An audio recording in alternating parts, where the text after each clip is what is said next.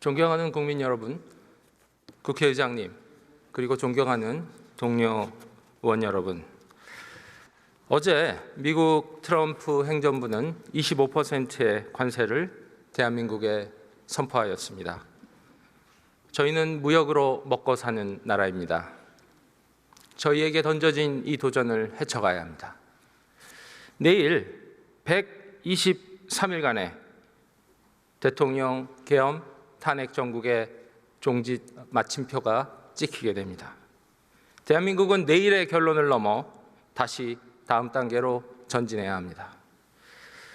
저는 지나간 123일을 회고하고자 합니다. 이를 통해 미래의 교훈을 토론하고자 합니다. 이 토론을 위해서 저는 하나의 질문을 준비해 보았습니다. 12월 3일 이전 대한민국의 헌정은 평화로웠는가? 성찰할 부분 성찰하고 공유할 부분 공유하고 고쳐갈 부분을 고쳐가야 하겠습니다. 그리고 이 질문은 내일 4월 4일 이후 대한민국의 헌정은 평화로울 것인가? 저는 이 질문으로 직결된다고 생각합니다. 이 질문 속에서 질문을 드리겠습니다. 그리고 가급적 제가 22대 국회에서 겪은 일을 중심으로 논의를 드리겠습니다. 불편하신 점이 있으실 겁니다. 그러나 그 불편과 성찰 속에서 대한민국은 전진한다고 생각합니다.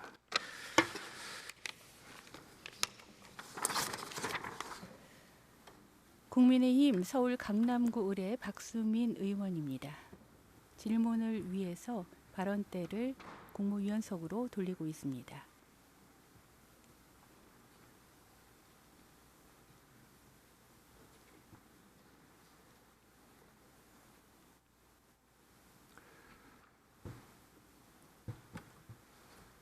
법무부 차관님께 질문 좀 올리겠습니다.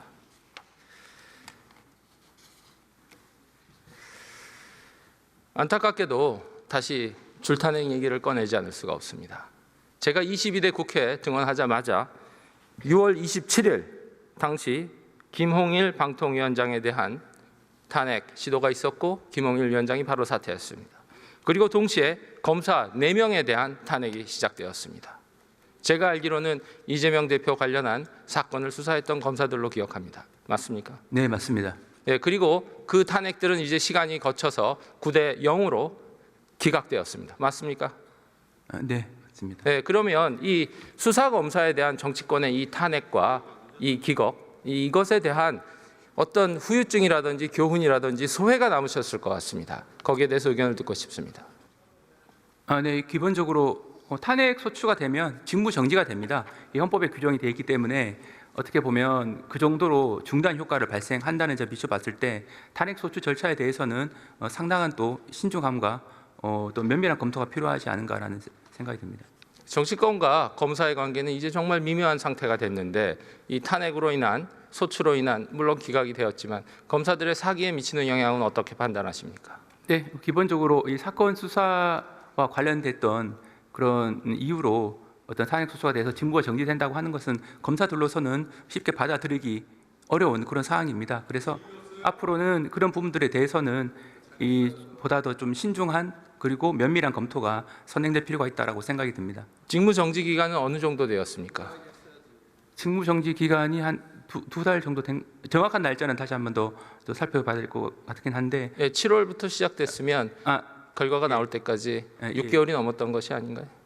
아니 그 담당 검사가 있고 네네. 또 여러 분들이 있기 때문에 저는 이제 그 수사를 담당했던 이 검사를 말씀드렸던 거예요. 저희 야당 민주당에서는 저희 윤석열 정부를 검찰공화국이라고 많이 공격하였습니다. 기억하십니까? 뭐 여러 가지 뭐 공격과 거기에 대한 또 반응들이 나온 것으로 저는 균형되게 논의를 하고자 합니다. 성찰할 부분 성찰해야 합니다. 검찰의 검찰권 행사가 정치권과 긴장감을 일으키는 부분에 대해서는 신중해야 합니다. 그러나 수사검사가 탄핵이 돼서 공권력이 마비되는 후유증은 누구에게 가느냐? 피해는 결국 국민에게 갑니다. 저는 그렇게 생각합니다. 해서 근본 검사 탄핵에 대한 교훈은 법무부에서 또한 검찰청에서 깊이 남겨야 한다고 생각합니다. 그러한 각오가 있으신지 한번 듣고 싶습니다. 네, 맞습니다. 기본적으로 앞에서 말씀드린 바와 같이 사건 수사와 관련된 여러 가지 이유로 탄핵 소추가 돼서 직무 정지가 되는 부분에 대해서는 상당히 안타깝게 생각을 하고 어떤 그 사전 절차에 있어서 보다 더 면밀한 검토가 필요하다는 말씀을 다시 한 번 더 드리고자 합니다. 네, 알겠습니다. 자료를 가져주십시오. 답변자는 법무부 차관 김서구 직무대행이었습니다. 예, 헌재 사무처장님 잠시 질문드리겠습니다. 계속해서 질의하고 있는 분은 박수민 의원, 국민의힘 서울 강남구을 의원님입니다. 제가 근본에 최근에 4월 4일에 날짜가 잡혀서 저도 아주 다행이라고 생각하는데 헌법재판소가 빨리 결론을 내라야는 압박이 굉장히 많았습니다. 야당 쪽도 있었고 여당 쪽도 있었습니다. 그런데 그걸 한번 들어보고 싶습니다. 이번에 헌법재판소에서 제가 볼 때는 업무량이 역대급으로 높았을 것 같습니다. 어땠습니까? 저희 업무량은 상당히 많이 있습니다. 네, 그래서 지금 탄핵이 많았고 또 일반 국민들의 권리 침해 사안도 동시에 있었고, 예, 그런 부분에 대해서 업무가 상당히 과중했다. 저는 그렇게 관찰했습니다. 어떻게 생각하십니까? 예, 업무가 과중했던 건 사실입니다. 알겠습니다. 그나마 이제 그래도 내일 마침표를 찍기 때문에 저는 좀 낫다고 생각하는데 근본에 헌법재판소로서는 가장 기억할 만한 교훈이 뭐라고 생각하십니까? 저희는 매 사건을 한 사건 하면서 네, 항상 교훈을 얻고 있습니다. 알겠습니다. 헌법은 원칙과 가치 위주로 선언이 되어 있기 때문에 그 과정과 절차, 집행에 대해서는 많은 토론과 관습의 축적이 필요합니다. 저는 이번에 관찰하면서 헌법재판이 대한민국에서 이렇게 중요한 것인데 거기에 대한 절차적 논란이 불거지는 것, 그리고 그것에 대한 학설과 또 판례가 충분치 못한 것에 대해서 대단히 저는 걱정했습니다. 그런 부분 헌법재판소가 더 선제적으로 노력해야 한다고 생각합니다. 어떻게 생각합니까? 사건에 대해서 제기되는 여러 가지 의견에 대해서는 저희는 항상 경청하고 있습니다. 알겠습니다. 노력하겠습니다. 그리고 근본에 주석 헌법재판소 그 내용도 이번에 결과가 달랐습니다. 저희는 존중합니다. 그러나 그런 부분 계속 발전시켜야 한다고 생각합니다. 계속 연구하겠습니다. 네, 감사합니다. 자료로 가주십시오. 헌법재판소 김정원 사무처장의 답변이었습니다. 예, 기재부 차관님 잠시 질문드리겠습니다. 질문자는 국민의힘 박수민 의원입니다. 현재 기재부에서 파악하는 근본 산불 피해는 어느 정도 됩니까? 아직 조사 중이라 명확한 규모는 저희가 산정할 수 없지만 지난번 강원도 산불보다는 훨씬 더 클 것으로 예상하고 있습니다. 뉴스에서 나오는 거는 1조 원 넘는다 이렇게 보고 있습니다. 아직 예단하기는 좀 어렵습니다만 역대 최대 규모로 예상하고 있습니다. 그런데 복구비는 대체로 피해 규모 곱하기로 하죠? 예. 알겠습니다. 그럼 역대급 규모라서 지금 민주당에서 조금 다른 주장을 하시지만 저희가 분석해 본 결과 예비비가 상당히 부족할 수 있고 이번에 예비비가 부족하지 않다 하더라도 다음번 여름과 가을의 풍수에 대비해야 되기 때문에 예비비의 보충이 필요하다고 생각합니다. 어떻게 생각하십니까? 저희가 여러 가지 소요를 좀 봐야 되겠습니다만 이번에 복구 예산을 부처 예산에 담을지 예비비 형식으로 담을지 그런 부분은 저희가 검토해 보도록 해야 될 것 같습니다. 전반적으로 재해 관련된 예산은 좀 부족할 것으로 저희 예상하고 있습니다. 알겠습니다. 그다음 들어가십시오. 예, 국방부 차관님께 질문 좀 드리겠습니다. 김범석 차관이 자리로 들어갑니다.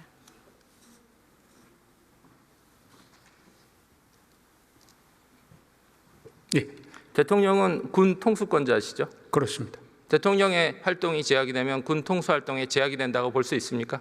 군 통수권은 법 절차에 의해서 그것을 수행하는 분이 지정이 되면 똑같은 통수권을 행사할 수 있습니다. 알겠습니다. 작년에 예산 편성 과정에서 대통령 특수활동비와 국가안보실의 특수활동비가 전액 삭감당했습니다. 이것에 대한 영향은 어떻게 판단하십니까? 저희 국방부 전체 예산이어서 제가 직접적으로 말씀드리긴 좀 제한이 됩니다. 알겠습니다. 제가 판단할 때는 대통령의 활동은 복합적입니다. 그것은 민주당에서 배출된 대통령이든 저희 국민의힘이 배출된 대통령이든 다르지 않습니다. 대통령의 활동에 대해서는 토론할 수 있습니다. 문제가 있다면 활동비를 삭감할 수도 있습니다. 그러나 전액 삭감한다는 것은 대단히 확증적인 논리가 없으면 저는 쉽지 않다고 생각합니다. 여기에 대해서는 어떻게 생각하십니까? 예, 그동안 집행해왔던 예산들이 갑자기 삭제가 되고 하면 아마 정상적인 활동과 업무 추진에 제약이 있을 것이라고 생각을 합니다. 알겠습니다. 군 통수권자의 활동에 대해서 활동비 전액을 삭감한 것, 저는 그 당시 예결위원으로서 이것을 굉장한 충격으로 받아들였습니다. 그리고 제가 들어보면 대통령님은 지금 직무정지됐지만 대통령실의 많은 부분은 활동비들을 사비로 지금 충당하고 있다고 합니다. 이러한 일이 반복되지 않아야 된다고 생각하고요. 아까 우리 존경하는 장경태 의원님께서 영현백을 언급 좀 해주셨는데, 저희가 소상위 파업회 본 결과로는 정기적으로 진행되는 일이고 계엄 사태와는 전혀 무관하다, 이렇게 보고 있습니다. 어떻습니까? 예, 맞습니다. 다시 말씀드리겠습니다. 계엄 사태와는 무관을 하고 22년 이전에는 평상시 운영하는 정도의 소량을 확보하다가 22년도에 훈련을 마치고 전시 비축용의 추가 확보가 필요하다는 군의 판단이 있었고, 그것을 예산에 반영을 해서 24년도에 집행이 됐던 겁니다. 정상적인 군 준비 활동입니다. 알겠습니다. 예, 그리고 대통령이 최후 변론 진술에서 이 국방 예산이 삭감된 부분들이 상당히 엄중한 것들이다. KAMD, 킬체인, 드론 방어용 예산이 삭감됐다. 이 부분을 상당히 걱정하시고 최후 변론에서 진술하셨습니다. 거기에 대해서 어떻게 평가하십니까? 국방 예산의 삭감과 증액이라는 것은 항상 공전해 왔다고 말씀드립니다. 삭감하는 부분이 있었고, 사실 이제 증액하는 부분이 같이 동시에 논의되는 과정이었었고요. 근데 이제 증액 부분이 이제 최종 결정이 안 되다 보니까 그것이 삭감됐다는 표현이 된 것 같습니다. 저희가 누차례 반복드린 거지만 다시 확인용으로 말씀드립니다. 혹시 국방 예산이 국회 논의 과정에서 일방적으로 삭감만 하고 증액 논의 없이 중단된 것을 경험하신 적이 있습니까? 제 경험으로는 처음입니다. 작년 처음이었죠. 예, 개국 이래 처음입니다. 맞습니까? 예, 제가 알기로는 처음 있었던 걸로 알고 있습니다. 알겠습니다. 예, 자료를 가주십시오. 노동부 장관님께 질문 좀 올리겠습니다. 지금까지의 답변은 국방부 차관 김선호 차관이었습니다. 국방부 장관이 답변석으로 이동하고 있습니다. 예, 장관님. 네. 작년에 탄핵 소추를 당하지는 않으셨지만 장관님께서도 탄핵에 대해서 문제 제기를 당하신 적이 있으시죠? 그렇습니다. 예, 그 당시 심정은 어떠셨습니까? 이유가 있다고 생각하셨습니까? 네, 탄핵은 충분한 이유가 있어서 국회에서 행정부를 견제하는 수단인데 그냥 좀 남발되는 경우가 많이 있다고 생각합니다. 헌법상에는 중대한이라고 되어 있습니다. 중대한 위헌 위법이 있었습니다. 그때 탄핵 문제 제기를 당하실 때 중대한 위법에 대해서 자책하고 계셨습니까? 저는 그런 걸 느낀 적이 없습니다. 알겠습니다. 지금 대통령 직무정지 상태 이후에 한덕수 권한대행께서도 탄핵을 당하신 기간이 있습니다. 그 기간의 국무회의는 어땠다고 평가하십니까? 저희들은 수긍하기가 어려웠기 때문에 상당히 위축되기는 했습니다만은 납득하기가 어려웠습니다. 알겠습니다. 예, 자리 가십시오. 네, 예, 행안부 차관. 고용노동부 김문수 장관이었습니다. 계속해서 박수민 의원의 질의가 이어지고 있습니다.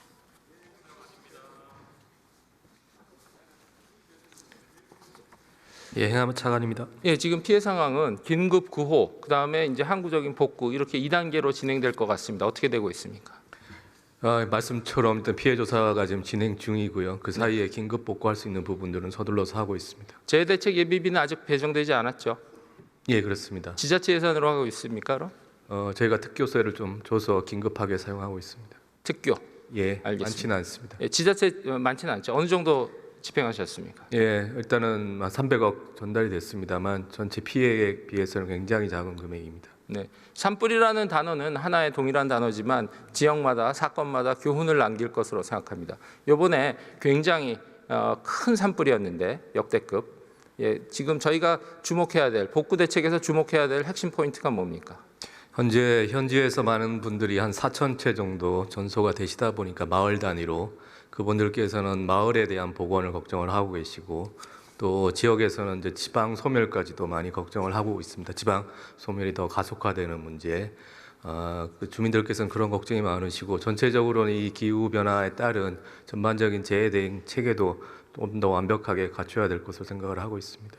예, 워낙 산악 지역이라 도로 자체가 없었다 이런 얘기가 있던데 거기에 대해서는 어떻게 평가하십니까? 인도는 상당히 부족했던 것 같습니다. 임도뿐이 아니라 그냥 차도도 없었다고 그러더라고요. 수몰 지역이고 해서 옛날에 도로들이 다 수몰됐대요.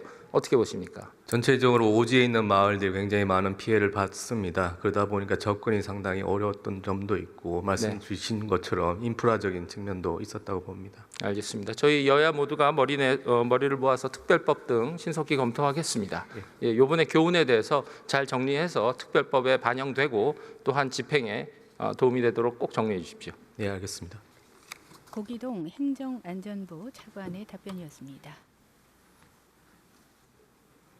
이제 질문을 마친 박수민 의원이 발언대를 정면을 향해서 이동시키고 있습니다.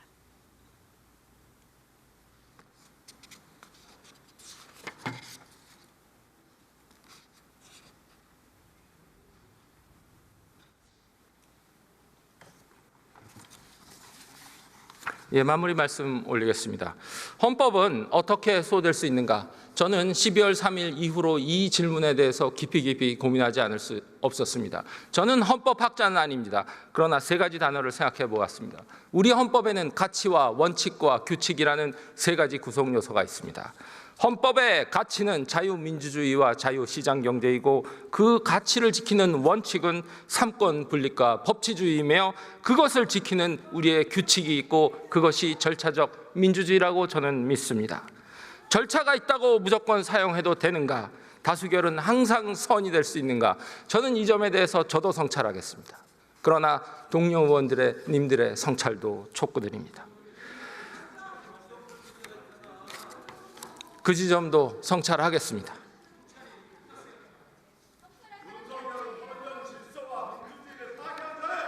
네, 잠시 원고를 내려다. 저는 계엄에 동의하지 않습니다. 우리 민주주의의 발전을 위해서도 계엄은 반복되어서는 안 됩니다. 그러나 계엄 이후 저희 국회가 보여준 모습 또한 저는 실망스러웠습니다. 우리는 혼란을 줄였는가, 혼란을 발언 시간이 초과돼서 마이크가 꺼진 상태입니다. 현재 아직 발언석에 박수민 의원이 계속 자리하고 있습니다. 내란에 대해서 마지막 말씀드리겠습니다. 내란은 존재했습니까? 발언 시간이 초과돼서 마이크가 꺼진 상태지만 계속해서 1980 의견을 이어가고 있는 박수민 의원입니다. 2025년의 내란은 비교되어야 하고 다른 점은 다르게 같은 점은 같이 보아야 합니다. 추억 속에 존재하는 계엄을 동원해서 2025년에 계엄의 양옆을 바라보면서 계속 발언을 이어가고 있는 박수민 의원. 발언을 이어가면서 중간에 가치와 원칙, 규칙이 중요하다는 시각 자료가 전광판에 나온 바 있습니다.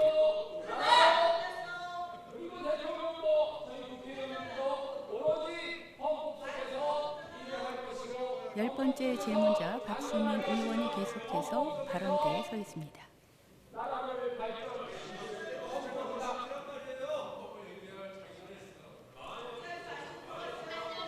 준비한 원고를 넘겨가면서 이야기를 이어가고 있습니다. 새로운 경고점을 향하고 있습니다.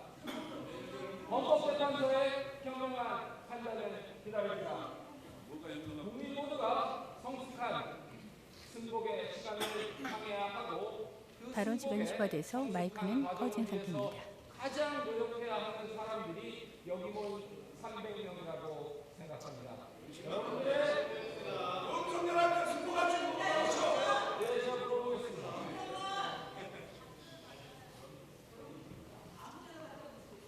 의원석에서 계속해서 구성이 오가지만 계속 답변을 이어가고 있는 박수민 의원입니다. 이제 마무리했습니다. 의원석을 향해서 깊이 고개 숙여 인사합니다.